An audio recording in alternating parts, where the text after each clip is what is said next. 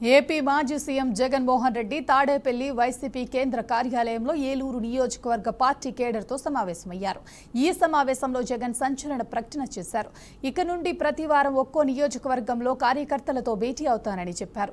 ఏడాదిన్నర తరువాత పాదయాత్ర మొదలు పెడతానని అన్నారు. దాదాపు ఏడాదిన్నర పాటు ప్రజల్లోనే ఉంటానని స్పష్టం చేశారు. మరోవైపు జగన్ పార్టీ గొడవల్లో తీవ్ర గాయాల పాలై నడవలేని స్థితిలో ఉన్న తేలుకట్ట గ్రామానికి చెందిన చల్లా నాగరాజుకు జగన్ పరామర్శించారు. పని చేయలేని స్థితిలో ఉన్న నాగరాజు కుటుంబం ఇబ్బంది పడుతుందని ఆయన దృష్టికి తీసుకువెళ్లగా పార్టీ అండగా ఉంటుందని హామీ ఇచ్చారు. అంతేకాకుండా పల్నాడు జిల్లా గురుజాల నియోజకవర్గం పిన్నెల్లి గ్రామానికి చెందిన వైసీపీ కార్యకర్త సాల్మార్ మరణించగా అతడి కుటుంబం కూడా వైసీపీ కార్యాలయంలో జగన్ను కలిసింది. వారికి సైతం అండగా ఉంటామని హామీ ఇచ్చారు.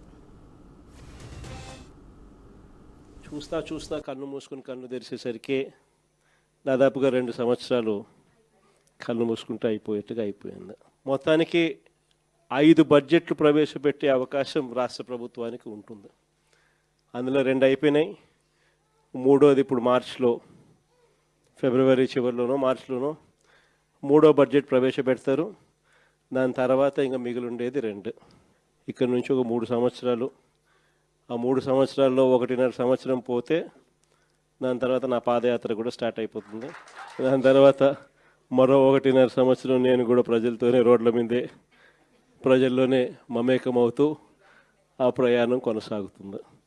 ఇది మరీ ముఖ్యంగా ఎందుకు చెప్పాల్సి వస్తూ ఉంది అంటే ఈరోజు పరిపాలన చాలా అంటే చాలా అన్యాయంగా జరుగుతూ ఉంది.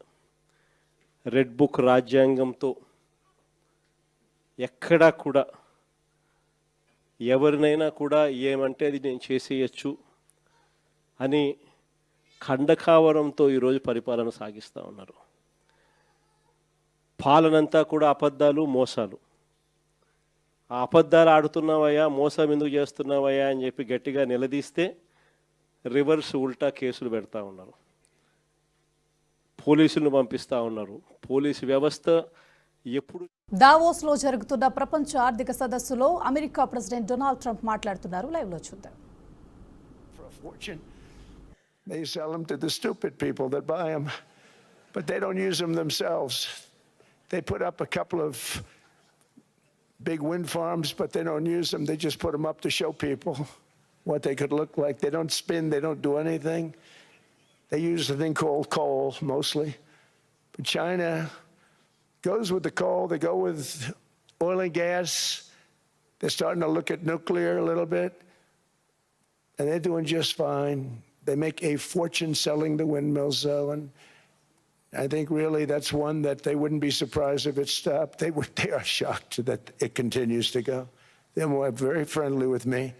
They're shocked that people continue to buy those damn things. They killed the birds. They ruin your landscapes. Other than that, I think they're fabulous, by the way. Stupid people buy them. The consequences of such destructive policies have been stark, including lower economic growth, lower standards of living, lower birth rates, more socially disruptive migration, more vulnerability to hostile foreign adversaries, and much, much smaller militaries. The United States cares greatly about the people of Europe. We really do. I mean, look, I am derived from Europe. Scotland and Germany